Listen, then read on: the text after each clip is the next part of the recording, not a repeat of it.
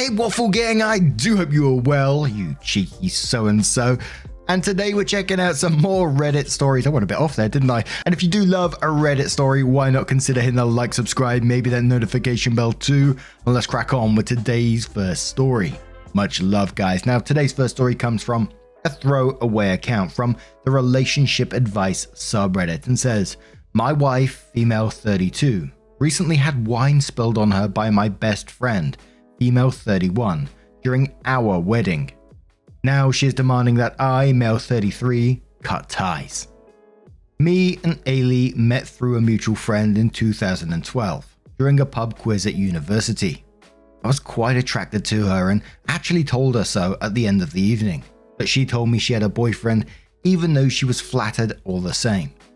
Fast forward 3 years later, I met Eliza at the Edinburgh Fringe, which is a performance arts festival, and we just clicked immediately. Politics, music, cinema, whatever the subject approached, there was a spark that I'd never felt with anyone else. Like she just made sense with me. Her personality was just vivid. It's hard to describe, but I'll try. On first impression, she was so knowledgeable and enthusiastic. I was taken aback by her intensity. From that point onwards, we were inseparable, and I was dead certain of our future together long before we got engaged. Enter Ailey again.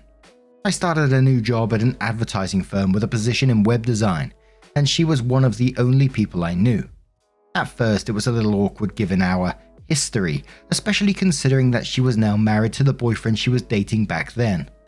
But there was no one else I knew at the firm, and we both had partners at this point, so it couldn't hurt to be friends, right?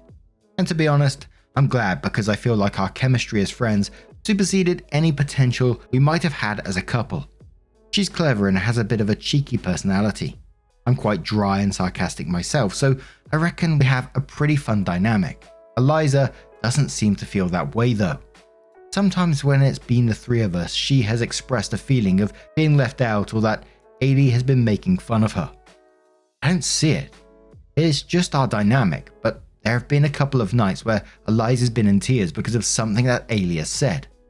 One time Eliza got out of her seat and Ailey sat down where she was sitting to show me a video on YouTube.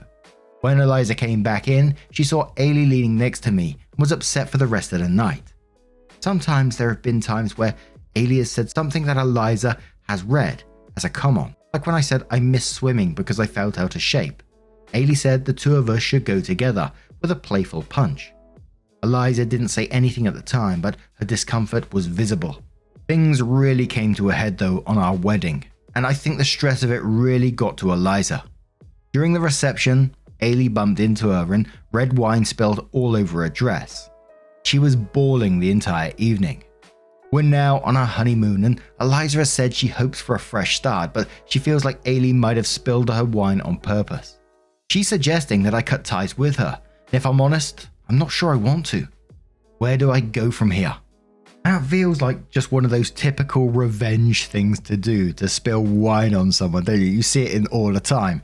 And it just makes me think that, there's more to this. And I have to give the disclaimer straight away that I may have read one too many Reddit stories. It may be warping my sense of reality these days because the story and the background made me think, this has got to be on purpose. You say it's just your dynamic, but you said yourself there's been a couple of nights where Eliza's been in tears and she's taken her seat when Eliza gets out of it. It just feels intentional to me.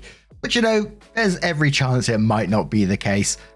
Accidents do happen, etc, etc. But Star Valiant says, so someone who had a habit of accidentally saying or doing things that make your wife cry accidentally also managed to spill red wine over a white dress on the biggest day of her life.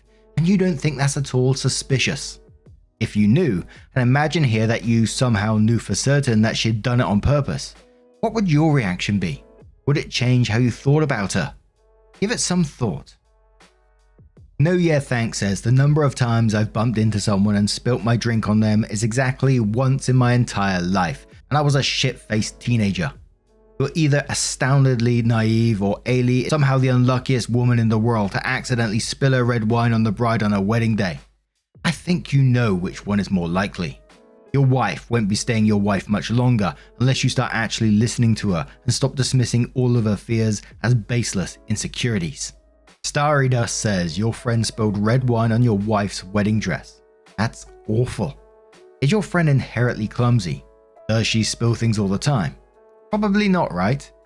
I have a feeling your wife is right. Your friend is not a nice person to your wife. Your friend makes your wife uncomfortable, so you should cut contact with her. And it shouldn't be a hard decision on your part. Rude Royal says, why did you even get married if you're not going to take your now wife's feelings and perspective into consideration? She has told you more than once that she is uncomfortable. She had given you examples for why. This woman spilled red wine on her wedding day, and all you can think about is you don't want to end your friendship.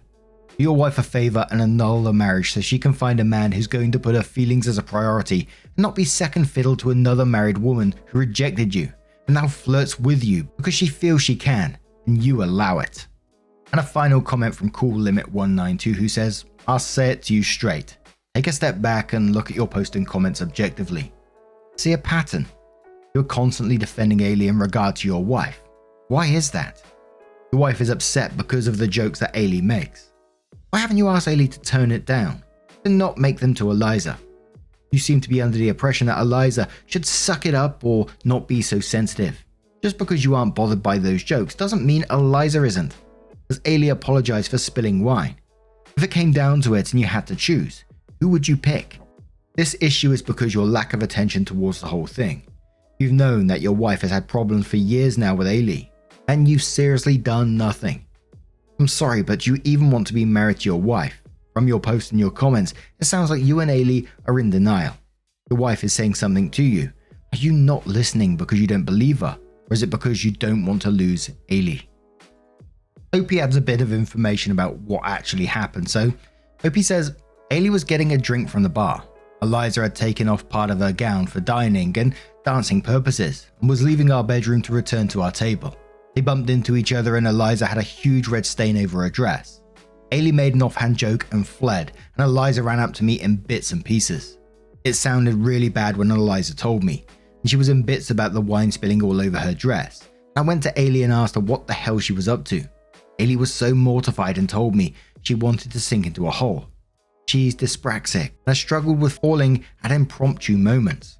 I've actually witnessed it happening before. There was a meeting at work and she gets our colleagues coffee. The moment she came in, she tripped and fell, coffee flying everywhere. Someone commented on, her making a joke and sort of fleeing, and Opie said she's a really awkward person and doesn't know how to interact with people sometimes. There have been times I've been upset with her because of how glib she's been about personal issues.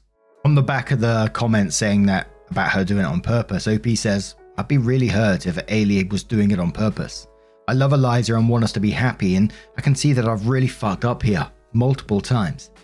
Ailey is a good friend, but if she's deliberately being a wind-up merchant and harming my marriage, then I have to cut the cord and stop chumming up to her so much. Eliza sometimes says to me that she can intuit people's opinions and feelings within minutes of meeting them. I've never been like that. My folks have always said that I'm terrible with picking up on basic things. I was at an aunt's house when I was a kid, talking her ear off, and she said, "Oh, it's getting late," multiple times. It was only until my mum dragged me out that I picked up on that she wanted me to leave. On the back of someone saying that, your wife is upset and yet you invited her to the wedding after all this stuff had gone on previously, Opie says she got really upset one time during banter because me and Ailey like to roast each other regularly, and Ailey roasted her a little too hard, I guess. We were singling out things to insult each other on, and the subject went to Eliza, and Eliza mentioned that she had webbed feet. Since then, Ailey's called her leapfrog. When I say it, Eliza takes it in good stride, but when Ailey says it's the massive problem, I don't get it. Eliza had suggested that Ailey's being serious when she says it opposed to when I do, but she roasts me the same way too. She said I looked like a juggalo's poodle that day because I was wearing baggy metal clothes and hadn't styled my hair, so it was frizzing all over the place. And the final comment from Opie, someone saying why haven't you stuck up for your wife all these times that Ailey hurt her? And Opie says, I guess because I didn't know that I needed to. It seems like it's a perspective thing. Eliza is a passionate person who cries at deluxe puppy adverts, and the intensity is great for a partner, but it can cause problems with friendships. She reads a lot into things her friends do, thinking it's intentional. And when she talks to them and what they did, they will become completely shocked and unaware that they hurt her. Ailey is a very sarcastic person in general who rolls with the punches, and to me it reads like they struggle to gel rather than intentional cruelty on Ailey's part, but for what it's worth, Ailey has told me that she was really keen on Eliza and thinks she's a top girl. So, with the additional bits of information out of the way, OP comes in with their update and says, I posted here recently looking for guidance on how to deal with my wife's anxiety and hurt revolving around my friend, and seemed like I got read the riot act, and probably rightly so. I've been completely inconsiderate of Eliza's feelings and how she feels about these roastings, and you alerted me to the possibility that Ailey is doing this just to be a little shit.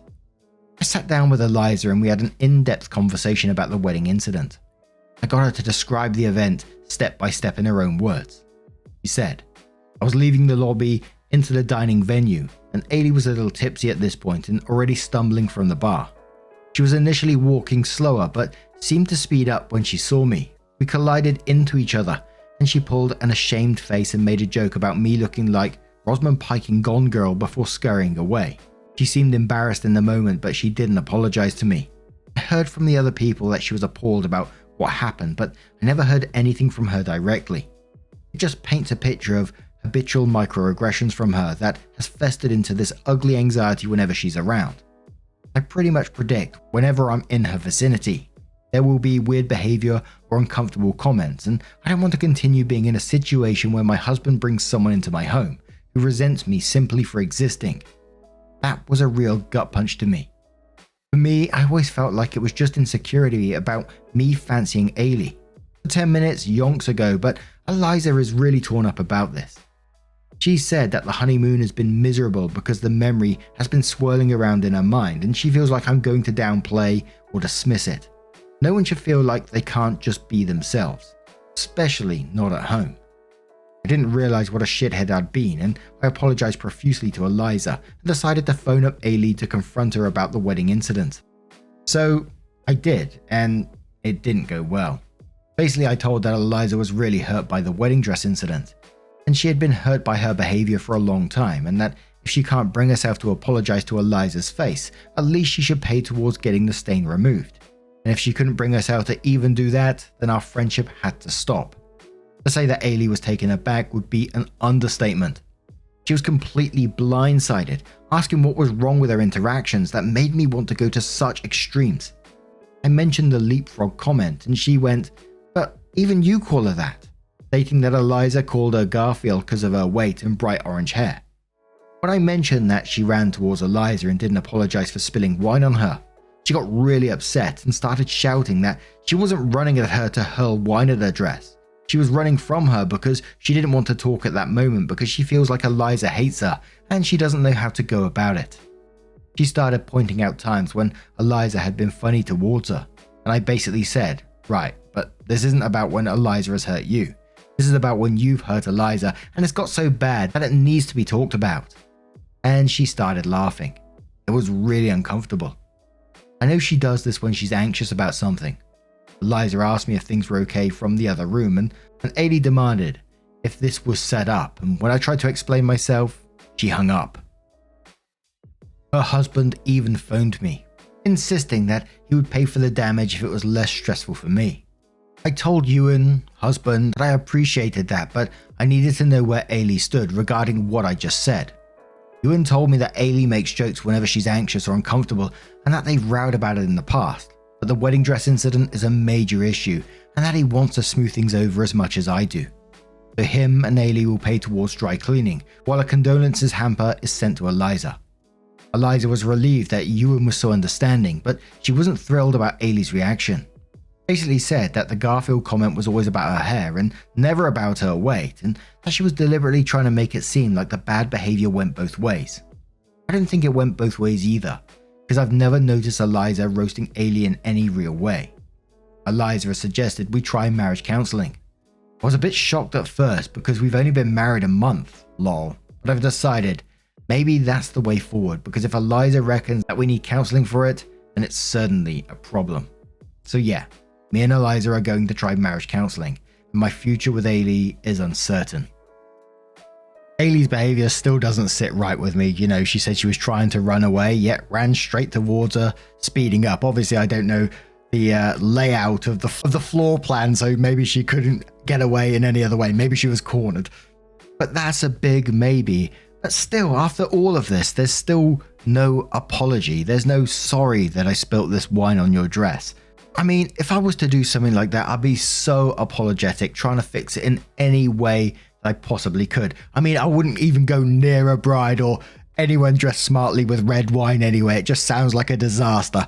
Never go near a white dress with something in your hand. It just could go wrong.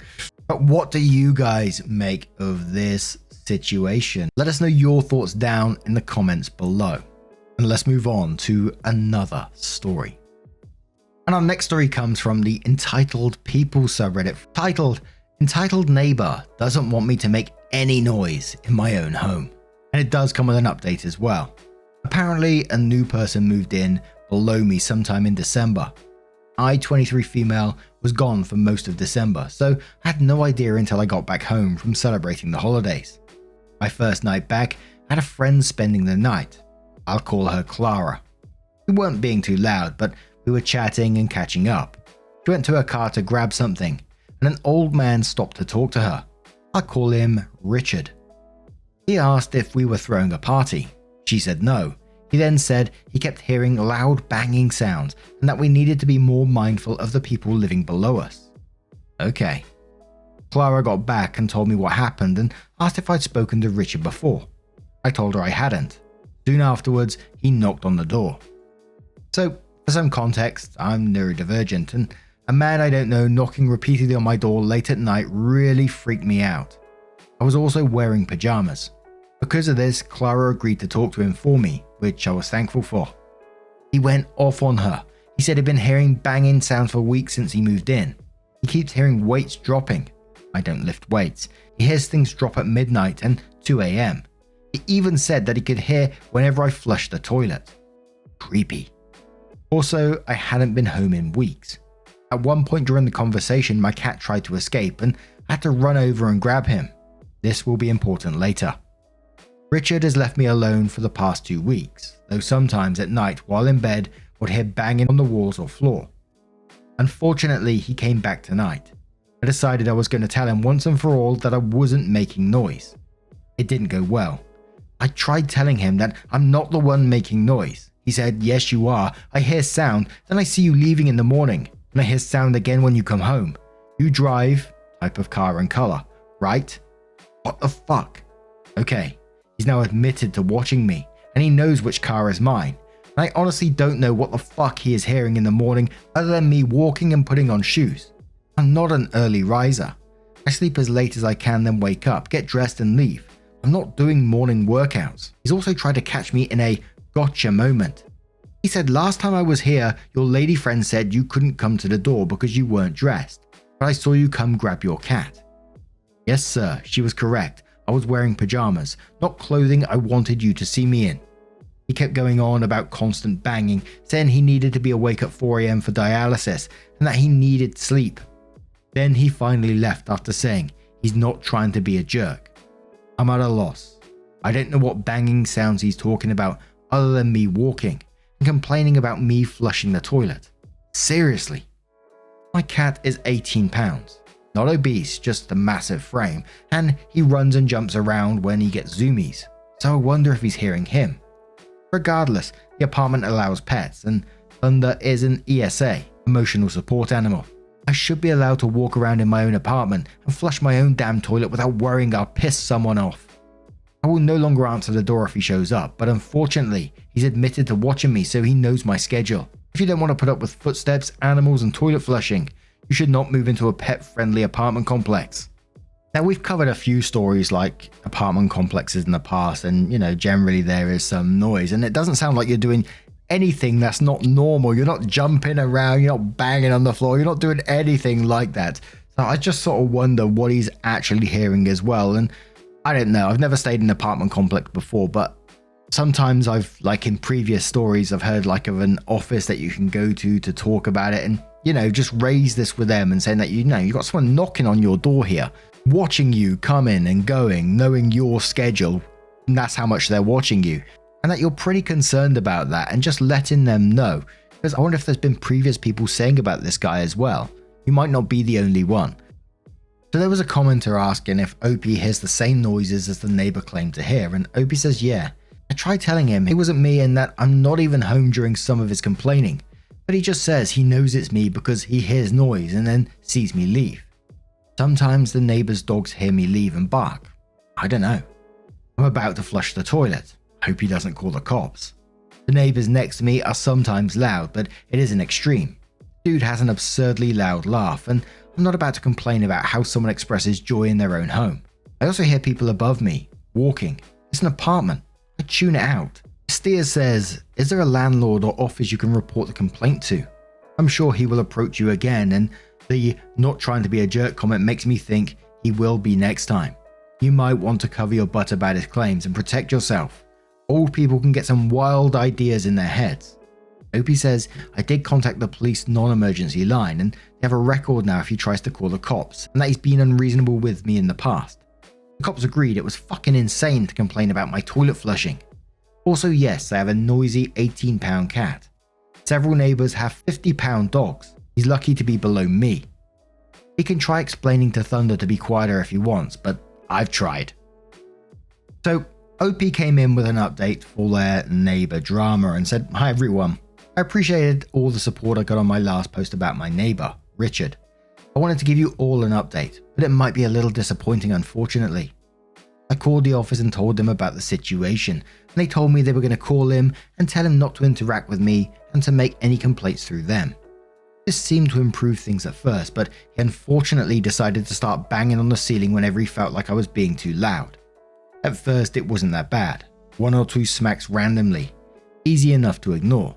Like in the first post, several smacks occurred when I was laying in bed.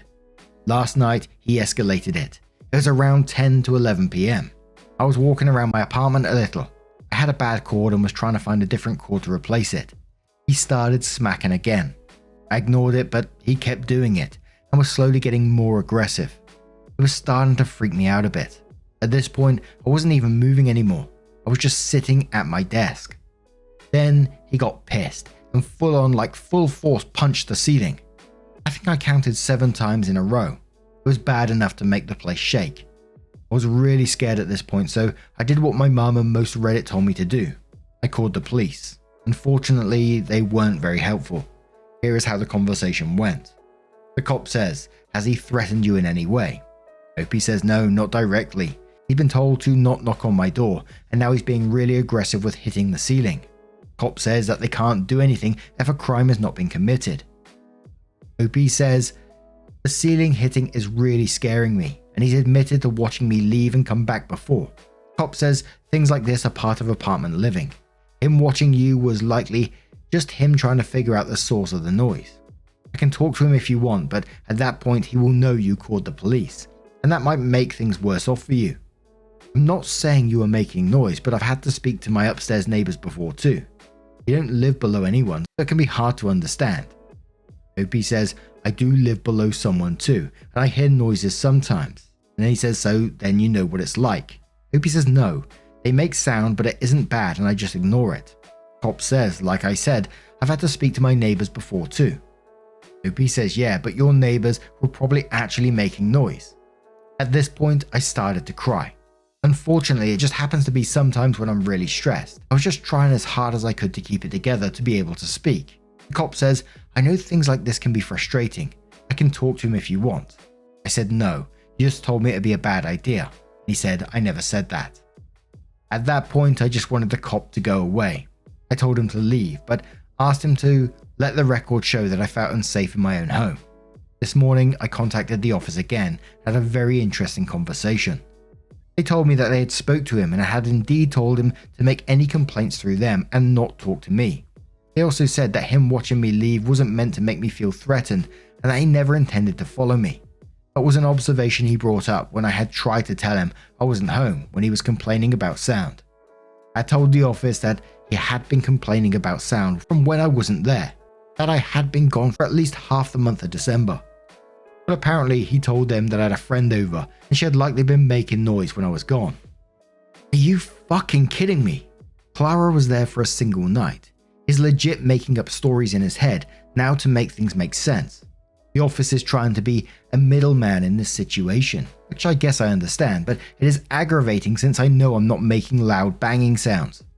I told the office about my current theory, that the loud banging sounds are the heating system coming on. It would make sense for the heat to be more likely to come on when I enter the building and let in the cold air. Correlation does not equal causation.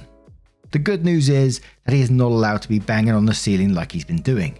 The office will be telling him to stop, and if he does it again, I will report him every single time. I'll be keeping a log of everything. Sorry that this update probably isn't very satisfying. I'm very tired and shaken up, and the police department isn't helpful. It's a very lonely feeling. I understand everyone trying to be impartial, but it just makes me feel so defeated, like nobody believes me. Update: I wrote this all out yesterday, and in the time it took me to write it, he banged on the ceiling again, despite the landlord telling him that he isn't allowed. I called them again and they said they would do something. Not sure what though. A commenter says, keep reporting it every time, he's now harassing you. OP said, the police said it isn't harassment.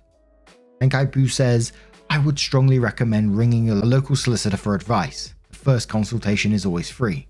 OP says, I work for a university, but I take classes at it too. I'll see if I can use their legal counselling services. I'm not sure if part-time students get access. Fish RNC says, have you thought about buying some carpet, assuming you have bare floors and wear shoes all the time at home? OP says home is fully carpeted, and I don't wear shoes inside. You would think that though, with everything going on. And gee whiz, that is just so fucking annoying for OP. The fact that you can't just live your life in your own home, you know, like it said in this post, and I said before that OP isn't doing anything weird. They're just walking around trying to find a cord in their house, and then they're, you know, someone banging on the roof.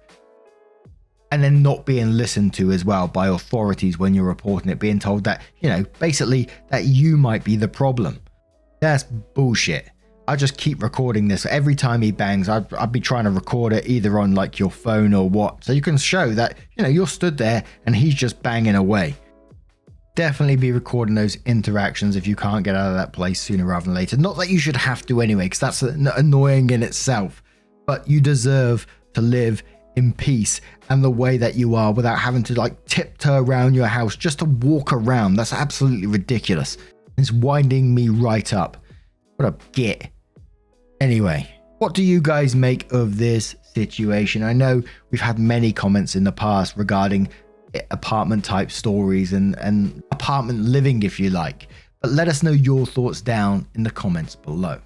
Now, just a huge thank you from the bottom of my heart for getting involved in today's stories. Your love, your support, your time always means the absolute world to me. So thank you so much for being involved, and hopefully I'll see you in the next one.